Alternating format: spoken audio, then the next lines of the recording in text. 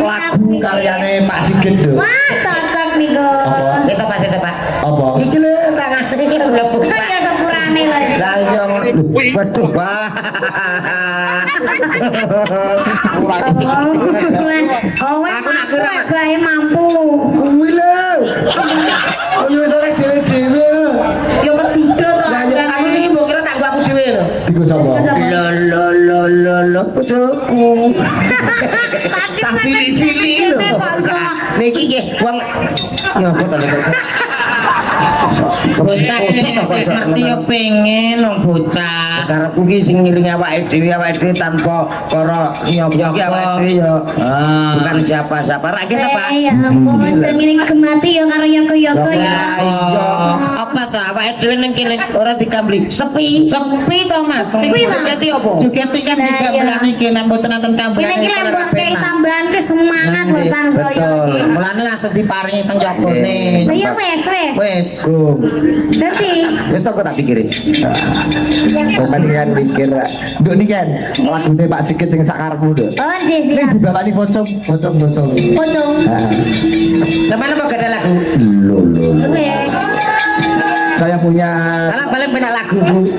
lagune sampean apa? Nalikane udan tengah wengi aku ra giyok-giyok. Wis ora dicobi papane to. Tak kira cintaku kandas di Turki ya. Lho gila kene. Oh iya. Kene. Heeh. Nene. Ilmu niku. Halo. Ilmu niku. Yo digawe cakepan gandeng lagu sak karepmu. Engko sing gawe sair ta, Pak? Oh, Sak ngaten. karepmu. Nah, tak ngaten. dike ya. Diwangi ngarang cakepane met. Oke, siap. Sakarmu.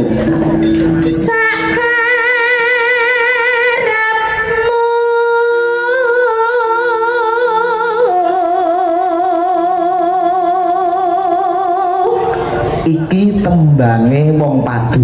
Oh, menceritakan pertengkaran dalam rumah tangga. Oh,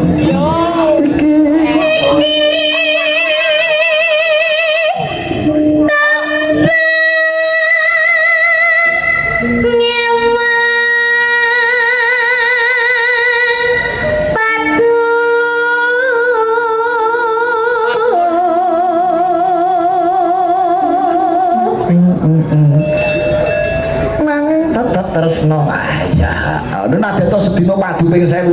Nek jenenge tresno kuwi ya ora iso piye-piye.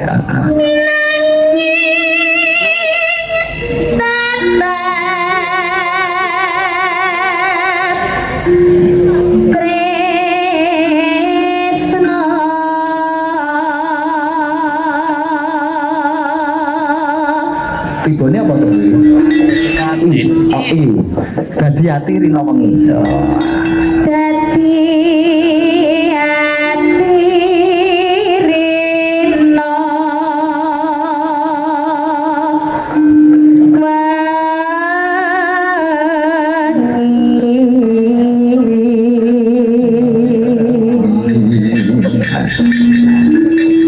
Rinunce lagu sajroning Rinunce iki lagu sajroning tembang wis ya dadi Rinunce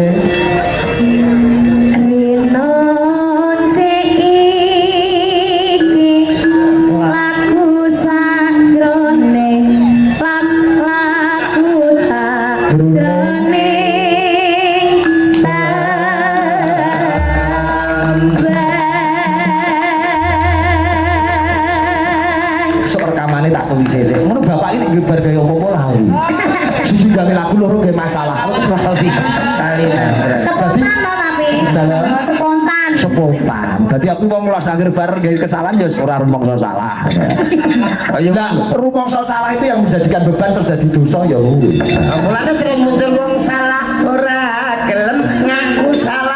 Lah asline ya gara-gara kono. Ini lagu Sakarepmu tak karang tahun 2012. Jadi sudah 11 tahun. Nggih. Oh, ini baru ulang tahun. Tak sumetke lilin lagu ku Sakarepmu. 2012. 2012. Wah, aku jeneng Malaysia. Kowe isih gak geli barongan kaya apa?